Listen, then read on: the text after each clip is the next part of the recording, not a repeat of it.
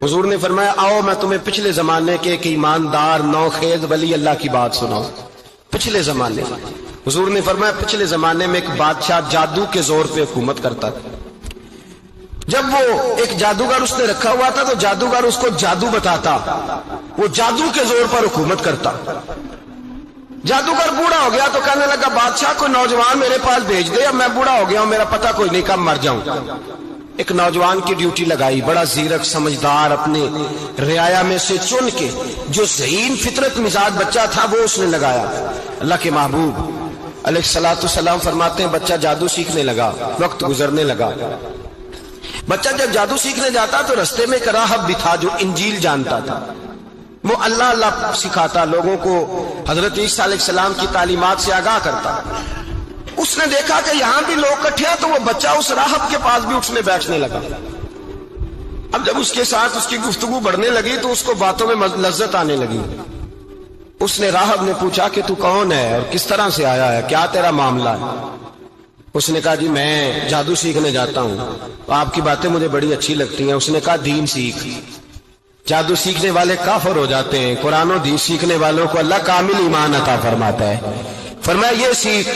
بچہ بیٹھنے لگا, اس کے پاس آنے لگا, باتیں دل میں گھر کرنے لگی. ایک وقت آیا کہ مسلمان ہو گیا. اور مسلمان کیسے ہوا؟ بچہ کہتا میں تجربہ کر کے ہوا.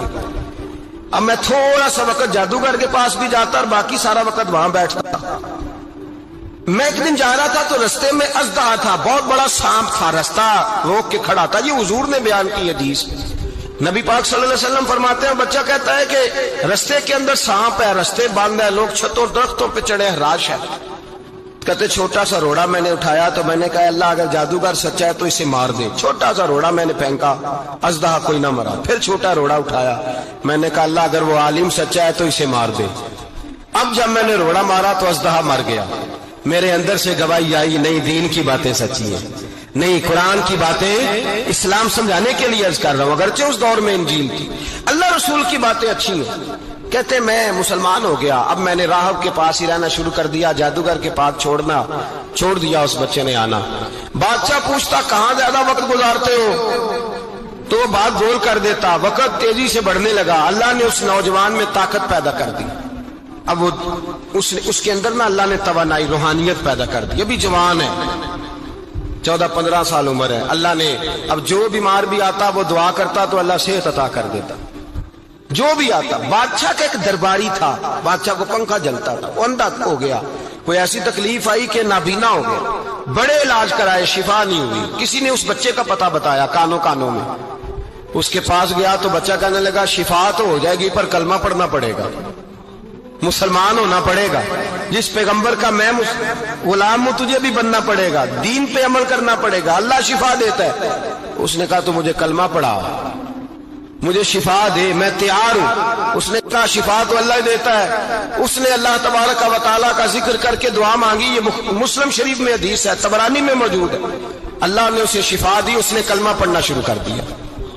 یہاں ایک نقطہ لکھا ہے ہمارے علماء نے, کہتے ہیں جب اللہ ولایت عطا کرتا ہے نا تو یہ سفید بالوں والے کا حصہ نہیں ہوتی. اگر جوانی میں کوئی آدمی توبہ کر کے تصوف کے راستے پہ چلتا ہے تو سب سے زیادہ ولایت اللہ اسے عطا فرماتا ہے. سب سے زیادہ ولایت اس کے پاس ہوتی ہے. ابھی اس کے بال کالے ہیں, چڑھتی جوانی ہے, دعا کی تو اللہ نے, اور حدیث پاک میں موجود ہے کوڑے آتے تو شفا یاب ہو جاتے, اندھے آتے تو شفا یاب, برس والے آتے تو اللہ سے دے. جوان ہے. بادشاہ کے پاس وہ واپس گیا, وہ جو آدمی جس کی آنکھیں ٹھیک ہوئی تھی. بادشاہ نے پوچھا کہ کیسے شفا ملی تو کہنے لگا میرے رب نے شفا دی ہے. بادشاہ سجدے کراتا تھا, اپنے آپ کو منواتا تھا معاذ اللہ. کہنے لگا میرے علاوہ کون رب ہے؟ اس نے کہا وہی رب ہے جس نے تجھے پیدا کیا ہے, اور وہی رب ہے جس نے مجھے اندھے کو آنکھیں دی ہیں, وہی ہے میرا مالک. کہا اچھا تو مجھے نہیں مانتا؟ کہا نہیں میں اپنے رب کو مانتا ہوں. بادشاہ نے اسے سزا دی, ستایا. اس نے بچے کا پتہ بتایا, پھر بچے کو بلا کے ستایا تو اس راہب کا پتہ بتایا. راہب بھی قتل ہو گیا, نابینا بھی قتل ہو گیا. بادشاہ نے کہا سپاہیوں سے اس بچے کو لے جاؤ اور پہاڑ کی چوٹی پہ جا کے نیچے پھینکو تاکہ مر جائے. بچہ پہاڑ کی چوٹی پہ گیا تو ہاتھ اٹھا کے کہنے لگا یا اللہ میرے لیے نہیں اپنے لیے, मेरे लिए नहीं, अपने लिए इन्हें अपनी कुदरत के जलवे दिखा।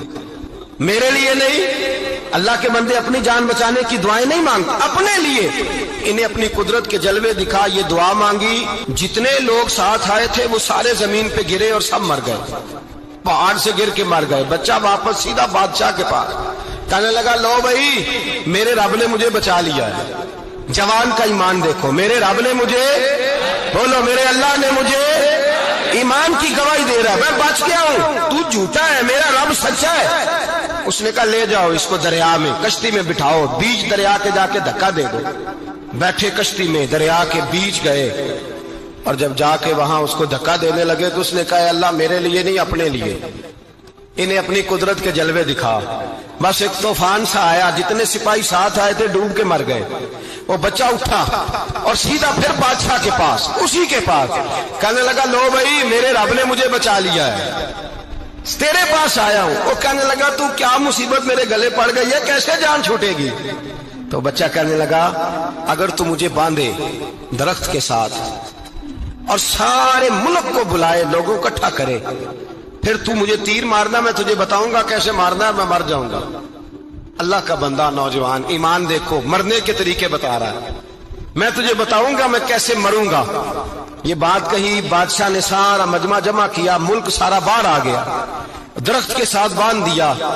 कहने लगा, भाई लोगों ये मुझे मारना चाहता था, मार नहीं सका, अब मैं इसे बताने लगा हूं कि मैं कैसे मरूंगा।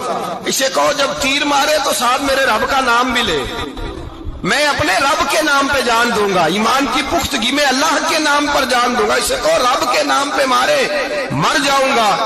बादशाह ने अल्लाह कह के तीर मारा, पेशानी में लगा, बच्चे की रूह परवाज कर गई। जितना मजमा खड़ा था सारा कलमा पढ़ के मुसलमान हो गया, सारे मुसलमान हो गए, सारे। मेरे रसूल पाक सैयद आलम सल्लल्लाहु अलैहि वसल्लम ने नौजवानों को बताया, जब तुम्हारे अंदर ईमान की कुव्वत आएगी तो अल्लाह तुम्हारी मदद करेगा। फरमाया वो नौखेज वली था, अभी जवान राना था, अभी उसकी पेशानी पर जवानी के आसार थे, लेकिन उसने अल्लाह को राजी किया, रब करीम को राजी। विलायत का मतलब बुढ़ापा नहीं, विलायत का मतलब वो नहीं कि जब बड़ा लंबा वक्त गुजर जाए तो फिर आदमी आए कहीं नहीं अब क्या करना है, अब मस्जिद ही है, अब तो इसके अलावा गुजारा ही कोई नहीं। तो उस वक्त का आना अल्लाह की बारगाह में कबूल तो है, लेकिन शाबाशी उसी को मिलती है जो जवानी का वक्त आए।